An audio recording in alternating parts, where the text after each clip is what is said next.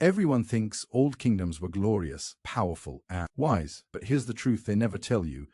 If you skip this, you'll miss something that completely changes how you see history, because the greatest kingdoms on earth were not destroyed by enemies, monsters, or fate. They collapsed from something far more disturbing, something hidden in plain sight, something rulers desperately tried to erase. And it starts with one uncomfortable question: what if the people who ruled the ancient world didn't actually know what they were doing? We imagine golden crowns, mighty armies, massive stone cities, but behind those walls were leaders making blind decisions, societies balancing on fragile systems, and ordinary people trapped in cycles they could never escape. Because most old kingdoms were built on three dangerous lies: control, fear, and illusion. And every time those lies cracked, the entire empire began to rot from the inside, slowly, quietly, until one day it vanished. Take the earliest kingdoms, the ones we call civilized, where kings claimed they were chosen by gods. But here's the twist: those gods were often invented to justify power.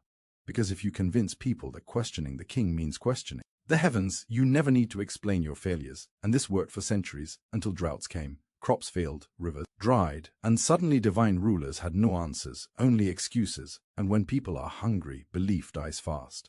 But instead of fixing the problem, rulers doubled down, raising taxes, demanding sacrifices, forcing labor, building bigger temples, thinking more control would stop collapse, when in reality it sped it up. Then comes the next shock: old kingdoms weren't stable machines. They were fragile ecosystems. One broke trade route, one bad harvest, one internal rebellion, and everything shook. Because cities depended on food from far away, soldiers depended on payment, and rulers depended on loyalty that only existed as long as people believed the system worked. And once that belief cracked, fear replaced faith. And here's something history books avoid saying clearly: most ancient people lived hard, short lives, working endlessly for elites they would never meet, building monuments they would never benefit from, while kings recorded victories on stone walls and erased defeats completely. So what we know today is already filtered through propaganda. But then comes another twist. Some kingdoms didn't fall overnight. They decayed slowly, like a sickness, corruption spreading, officials stealing resources, generals turning into politicians, priests rewriting myths, until the system became so heavy it crushed itself.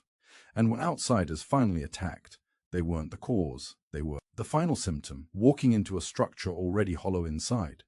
Think about this: how many mysterious collapses suddenly make sense when you realize the truth was simply hidden. And just when you think this story is about the past, the most unsettling part appears: because old kingdoms didn't fall because people were stupid, they fell because they believed their systems were eternal, that tradition alone would save them, that power meant permanence, and that belief blinded them to warning signs screaming for attention. Some tried reform, but too late. Others silenced critics, and many chose comfort over change, because change threatens those at the top. And here's the final reveal that makes this history feel uncomfortably close. The shocking truth about old kingdoms is not that they were different from us, it's that they were exactly like us. Complex societies run by humans with ego, fear, ambition, and denial. And every kingdom that thought this will never end was already standing at the edge of collapse, proving one haunting lesson that echoes across time: civilizations don't fall when they are attacked, they fall when they refuse to listen. And the scariest question left behind by the ruins of old kingdoms is not what destroyed them, but whether anyone learned the lesson before it was too late. If you think the collapse of old kingdoms ended with ruins, silence. Here's the part most people never hear, because the real danger began after the fall, when survivors tried to explain what happened and rewrote the story to protect themselves. And this is where history becomes truly unsettling, because many kingdoms didn't just disappear, they were deliberately misunderstood. When power slipped away from kings and elites, new rulers rushed in, not to tell the truth, but to control the narrative, blaming invasions, curses, or barbarian chaos. Anything except the real causes, because admitting internal failure would expose a terrifying idea that systems built on inequality always eat themselves alive. And here's the twist: some ancient societies knew collapse was coming. We have letters, warnings, desperate reforms carved into tablets and scrolls, officials begging for change, generals warning of unpaid troops, farmers reporting empty granaries, but leadership ignored it all, because listen would mean surrendering comfort, and comfort has always been more powerful than truth. Then something even darker happens when collapse begins. People don't unite, they fracture. Cities turn on villages, elites hoard resources, borders close, trust evaporates, and fear becomes the new currency.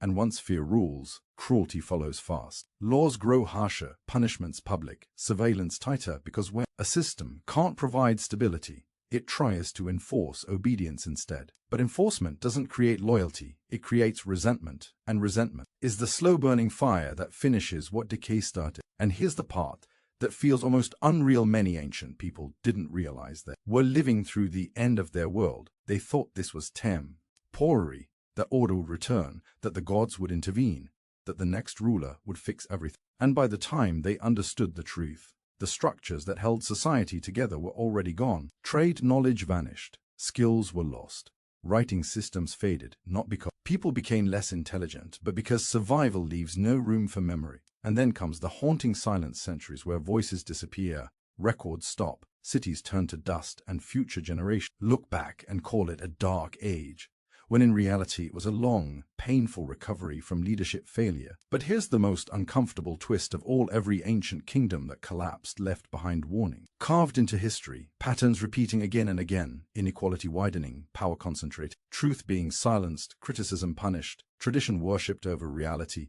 and every time people believed they were more advanced, more stable, more permanent than those before them. And now the story turns its mirror toward us, because the shocking truth about old kingdoms is not buried in ruins, it's alive in patterns we still repeat. And the final question history whispers through broken walls and forgotten cities is chillingly simple. When future generations look back at us, will they call our collapse mysterious or obvious? By now you might think you understand how old kingdoms died, but this is where the story turns truly unsettling, because the final stage of collapse was never chaos, it was normalization, the moment when broken systems became normal life, and people stopped expecting things to get better, because when decline stretches across years, then decades, it stops feeling like a crisis and starts feeling like reality. Roads crumble and no one fixes them. Taxes rise but services vanish. Soldiers still march but are unpaid.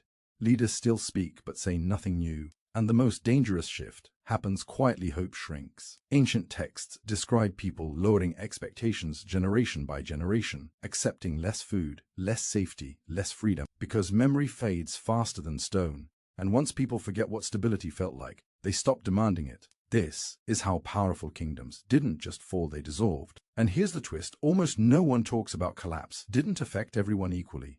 Elites often survived. They adapted. They moved. They married into new power structures, while common people stayed behind, absorbing the cost of failure. Which means when we imagine a kingdom ending, what actually ended was protection, fairness, opportunity, and order for ordinary lives, while power simply changed hands. And this is where history becomes uncomfortable, because it reveals something. Timeless systems rarely collapse upward, they collapse downward. Then comes the final illusion, the one rulers clung to until the very end: revival. Leaders promised golden ages, returns to tradition, restorations of greatness, using old symbols to inspire loyalty, but symbols cannot repair broken supply chains, empty treasuries, or shattered trust. And when restoration failed, blame followed: minorities, outsiders, traitors, anyone except the system itself. This pattern repeats so perfectly across civilizations that it almost feels scripted. And then comes the moment of no return, when institutions lose legitimacy, when laws exist but are ignored, when titles remain but authority doesn't, when people obey not because they believe, but because they are afraid, and fear, unlike loyalty, is expensive to maintain. Eventually the cost becomes too high. Armies disband, borders dissolve, cities empty, and silence spreads: not dramatic silence, but slow silence. The kind that replaces markets with weeds and libraries with dust. But here is the most haunting revelation of all: the people living through this never called it the end. They called it survival. They adapted to smaller worlds, shorter horizons, narrower dreams. And centuries later, historians look back and label it collapse, because only distance reveals the shape of destruction. Which brings us to the final truth, the one that hits hardest, because old kingdoms were not warnings carved in stone, they were rehearsals. Every civilization that rose believed it was smarter than the last. Everyone thought it had fixed the weaknesses of history, and everyone eventually discovered that technology changes faster than human nature. Greed still blinds, power still resists accountability, comfort still delays reform, and the most dangerous belief of all, the belief that this time is different, still seduces leaders and citizens alike. The shocking truth about old kingdoms is not that they failed, but that they followed a pattern so clear it should have been impossible to miss. Yet every generation misses it anyway, because recognizing decline requires humility, and humility is rare in power. And so the ruins remain, not as mysteries, not as tragedies, but as messages, whispering the same final question across thousands of years, a question no empire ever answers in time. Will we change before collapse forces us to, or will future storytellers stand among our ruins, telling the same story again, wondering how something so obvious was ignored for so long? And just when you think the story has reached its darkest point, another hidden layer begins to unfold, because the final collapse of old kingdoms was not the loud destruction of buildings or armies. It was the quiet collapse of meaning itself, the moment when people stopped believing their lives were part of something larger, when loyalty turned into routine, tradition turned into burden, and identity turned into confusion. Because once a civilization loses its shared story, it loses the invisible glue that holds millions of strangers together, and without that glue, even the strongest walls crumble. Ancient records whisper about this emotional decay, poems full of exhaustion, letters soaked in despair, prayers that sound more like cries than faith, revealing a world where people no longer dreamed of greatness, only of survival. And that shift changes everything, because ambition builds civilizations, but exhaustion buries them. And here's the twist that feels almost cruel: many rulers sensed this emotional collapse, yet responded in the worst possible way, not by healing, but by tightening control, turning culture into obedience, education into propaganda, and unity into forced conformity. Think fear could replace meaning, when in truth, fear only accelerates emotional decay. And once meaning is gone, productivity falls, innovation stalls, art disappears, curiosity fades, and societies begin to move in slow motion, repeating old rituals without understanding them, preserving traditions without remembering why they existed, becoming museums of themselves long before the